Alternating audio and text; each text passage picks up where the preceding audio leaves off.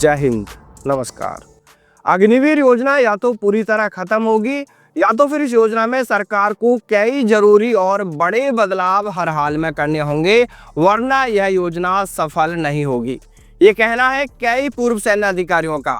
आज भी कई पूर्व सैन्य अधिकारी अग्निपथ योजना का विरोध करते हैं और वो इस योजना को देश के लिए खतरा बताते हैं। कुछ सैन्य अधिकारी इसको लेकर ये भी कहते हैं कि अग्निपथ योजना देश के लिए, सेना के लिए या देश के युवाओं के भविष्य को देखते हुए नहीं बनाई गई, बल्कि सरकार की यह योजना सिर्फ और सिर्फ बजट बचाने की योजना है। लेकिन वहीं दूसरी ओर सरकार अग्निपथ योजना को लेकर यह कहती रही है कि यह योजना सेना को यंग बनाने की योजना है, सेना को तकनीकी रूप से सक्षम बनाने के लिए इसे लागू किया गया है।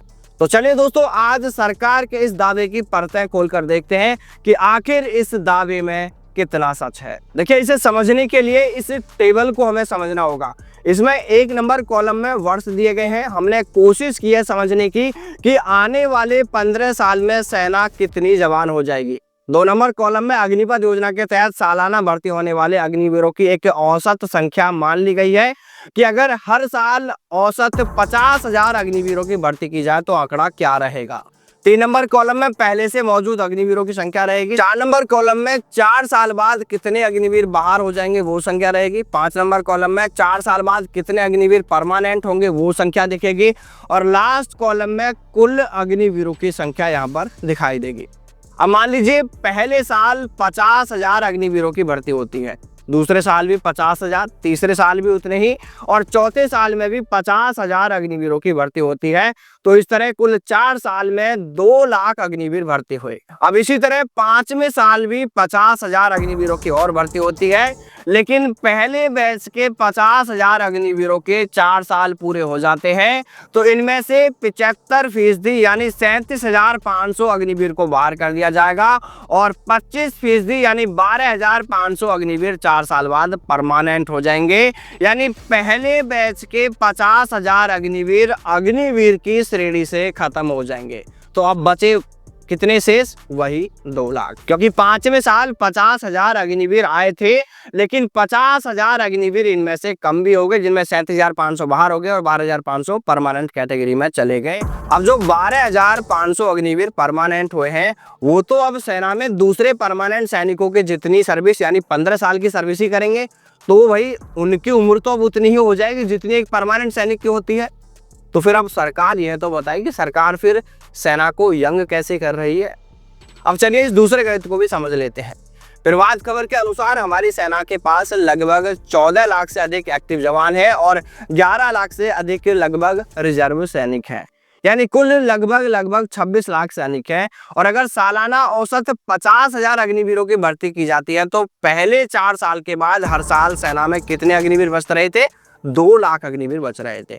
तो क्या सिर्फ इन 2 लाख अग्निवीरों से 26 लाख सैनिकों वाली सेना जवान हो जाएगी? भाई, अग्निवीर भर्ती के तहत जो एक सर्किल चल रहा है 4 साल का, 4 साल बाद 75% आउट होंगे, 25% परमानेंट हो जाएंगे। तो इस सर्किल में जो कुल संख्या अग्निवीरों की बन रही है वो कितनी बन रही है? 2 लाख। टोटल संख्या हमारे पास में कितनी है जवानों की? 26 लाख के आसपास।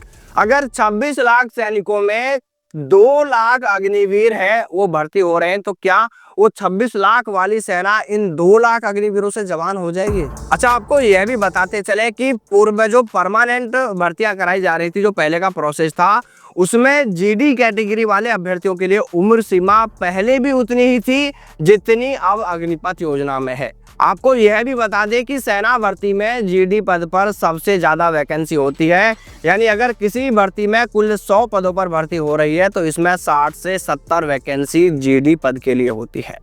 जीडी भर्ती के लिए उम्र सीमा पहले भी 17.5 से 21 साल ही थी और आज अग्निपथ में भर्ती के तहत भी उम्र सीमा जीडी के लिए 17.5 से 21 साल ही है। अब पता नहीं सरकार सेना को यंग कैसे बना रही है। क्या सिर्फ अग्निवीर नाम देने से ही सेना यंग हो रही है? अच्छा, अब आप एक बार इसे भी देख लो कि यहाँ पर भी क्या तो सच है और क्या झूठ है। पूर्व में संसद में नेता प्रतिपक्ष राहुल गांधी द्वारा अग्निपथ योजना को लेकर कई सवाल उठाए गए थे, जिस पर हमारे रक्षा मंत्री राजनाथ सिंह ने कहा था कि यह योजना 150 से अधिक संगठनों से चर्चा के बाद लागू की गई है। लेकिन दूसरी ओर पूर्व सेना प्रमुख जनरल एमएम नरवणे, जो उस समय सेना प्रमुख के पद पर तैनात थे जब इस अग्निपथ योजना को लागू किया गया था, वो अपनी किताब 4 स्टार्स ऑफ डेस्टिनी में लिखते हैं कि अग्निपथ योजना के बारे में जानकर सेना चौंक गई थी। वही वायुसेना के लिए तो यह एकदम शॉकिंग था। यानी सरकार कह रही है, हमारे रक्षा मंत्री जी कह रहे हैं कि 150 से अधिक संगठनों से चर्चा करने के बाद इस योजना को लागू किया गया, और सेना प्रमुख कह रहे हैं कि इस योजना के बारे में जानकर सेना चौंक गई थी। अब पता नहीं कौन सच बोल रहा है, कौन झूठ। हाँ, ये बात जरूर सामने आई थी कि साल 2020 की शुरुआत में सेना प्रमुख रहे जनरल एमएम नरवणे ने टीओडी यानी टूर ऑफ ड्यूटी स्कीम का प्रस्ताव सरकार को दिया था।